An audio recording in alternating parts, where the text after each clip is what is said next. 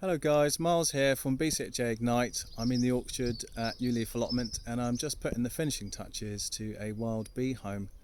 And this is one of the activities you could get involved in if you were to come onto our growth project course.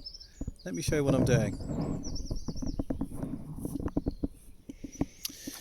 So here we are.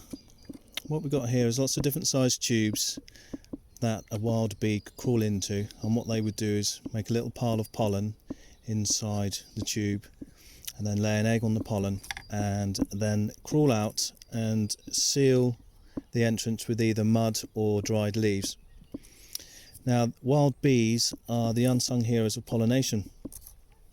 That's partly due to the fact that they are so small, and also because they don't have a hive mentality. They are solitary bees, however they do live in groups.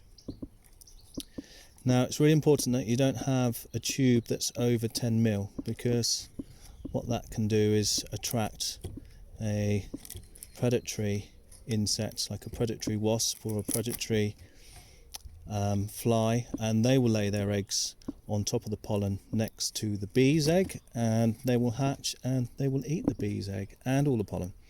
So it's very important that you don't have anything over 10 mil, but you can go down to really small size. In fact, some wild bees will crawl into a woodworm hole. They're that small, and they'll use that for a nest. And it's really important also not to paint your wild bee home, because they're very susceptible to chemicals, so you have to leave the wood natural. Obviously it won't last that long, and eventually, it will start to rot, so then we just build another one. So I think that's ready now. I'm going to nail that to a tree.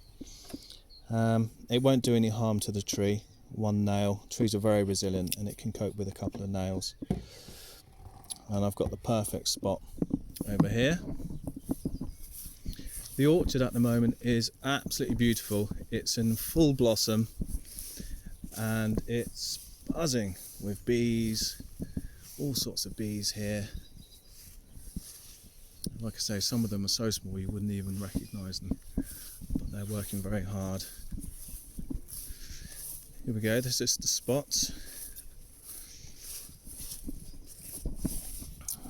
Right.